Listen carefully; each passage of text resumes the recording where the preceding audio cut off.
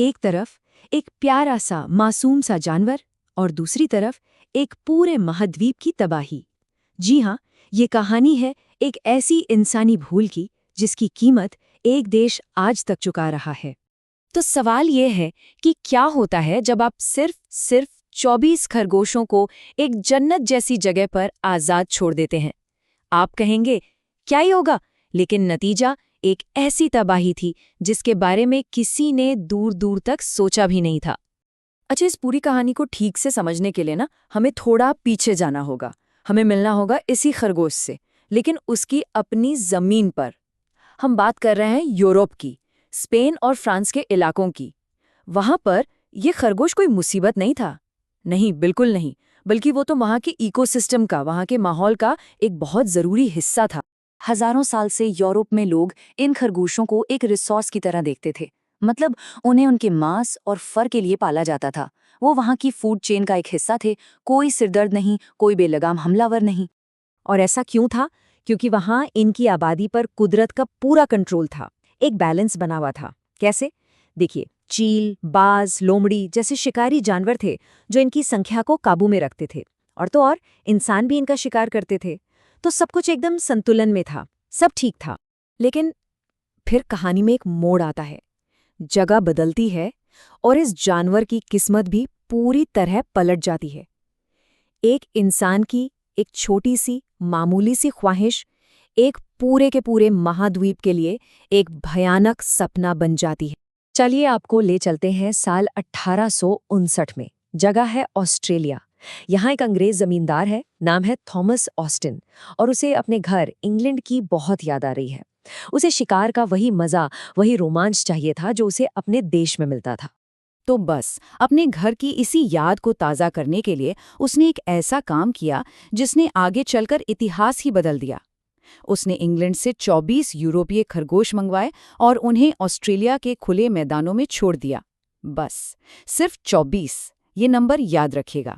और यहीं से एक परफेक्ट स्टॉर्म, यानी एक भयंकर तूफान की रेसिपी तैयार हो गई। ऑस्ट्रेलिया इन खरगोशों के लिए किसी जन्नत से कम नहीं था। क्यों? पहला, यहाँ दूर दूर तक फैले घास के मैदान थे, खाने की कोई कमी नहीं। दूसरा, बिल खोदने के लिए नरम जमीन थी। और सबसे सबसे जरूरी बात, यहाँ उनका शिकार करने वाला कोई था ही नहीं, कोई शिकारी नहीं। ऊपर से हल्की सर्दियों का मतलब था कि वो पूरे साल, जी हाँ, पूरे साल बच्चे पैदा कर सकते थे। और फिर जो हुआ वो एक बायोलॉजिकल एक्सप्लोजन था, एक जैविक धमाका। वो 24 खरगोश देखते ही देखते लाखों में और फिर करोड़ों में बदल गए। ये सिर्फ नंबरों का खेल नहीं था, ये पूरे महाद्वीप पर एक कहर बनकर टूटा। जरा इनकी रफ्तार का अंदाजा लगाइए। 1859 में थे सिर्फ 24 खरगोश। ठीक 10 साल बाद 1869 में उनकी वजह से होने वाला नुकसान साफ साफ दिखने लगा था। और फिर 1930 तक आते आते ऑस्ट्रेलिया में खरगोशों की आबादी 20 करोड़ के पार चली गई थी। 24 से 20 करोड़, यकीन होता है? इनके फैलने की जो स्पीड थी ना, वो किसी सुनामी से कम नहीं थी। हर साल खरगोशों की ये फौज करीब 100 किलोमीटर आगे बढ़ रही थी, नए के नए इलाकों पर कब्जा करते हुए। ये एक ऐसी बायोलॉजिकल सुनामी थी जिसे रोकने वाला कोई नहीं था। और ये मत सोचिए कि ये सिर्फ किसानों के फसलों का नुकसान था, नहीं, ये जमीन की मौत थी। इन खरगोशों ने जमीन की हरियाली की पूरी चादर ही चबा डाली। नतीजा, ऊपर की उपजाऊ मिट्टी हवा और पानी से बह गई। बड़े पैमाने पर मिट्टी का कटाव हुआ, जमीन बंजर होने लगी, रेगिस्तान बढ़ने लगा। भेड़ बकरियों के लिए चरने को एक पत्ता तक नहीं बचा। ये किसी कीड़े मकोड़े की समस्या नहीं थी, ये एक पूरे इकोसिस्टम का ढह जाना था। तो अब जाहिर है इंसानों ने पलटवार किया, एक जंग छिड़ गई, इंसान बनाम खरगोश। और आपको बता दूं, इस जंग के शुरुआती राउंड्स में इंसान बुरी तरह से हार रहा था।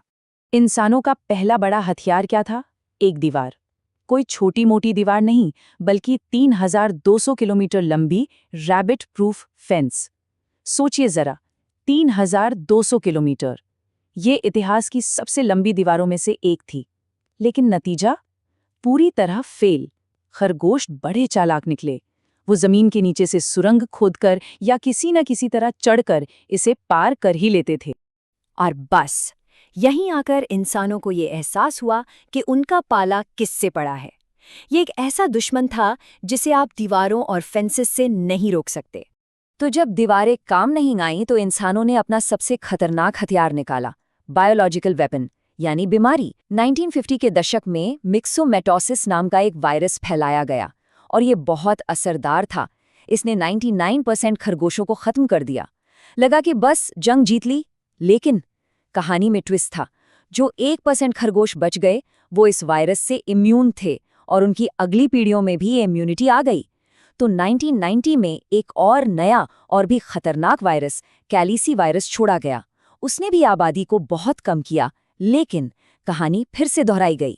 खरगोशों ने धीरे धीरे इसके खिलाफ भी रेजिस्टेंस बना लिया।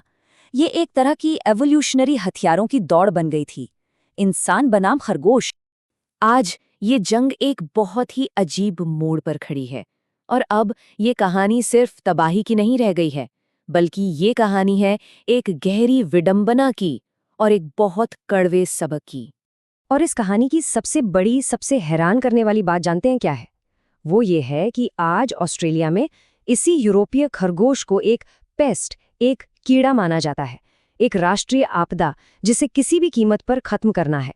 और वहीं दूसरी तरफ यूरोप में, यानी उसकी अपनी जन्मभूमि में, इनकी संख्या इतनी घट गई है कि इन्हें बचाने के लिए खास प्रोग्राम चलाए जा रहे हैं।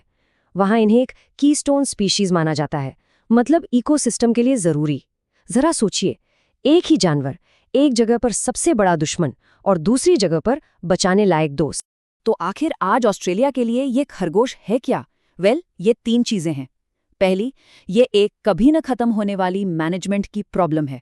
दूसरी, ये वैज्ञानिकों के लिए एक परफेक्ट केस स्टडी है।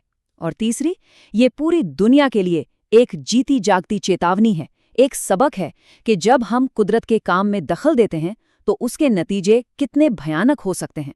तो आखिर में ये कहानी सिर्फ खरगोशों की है ही नहीं, ये कहानी है इस बात की कि जब इंसान कुदरत के नाजुक संतुलन के साथ खिलवाड़ करता है तो अंजाम क्या होता है। ये कोई कुदरती आफत नहीं थी, नहीं, ये एक इंसानी गलती थी, एक टाइम बॉम्ब जो दशकों बाद जाकर फटा। ये कहानी हमें याद दिलाती है कि कैसे एक छोटी सी नासमझी में की गई हरकत एक प्यारे से जानवर को एक पूरे देश के लिए तबाही का दूसरा नाम बना सकती है।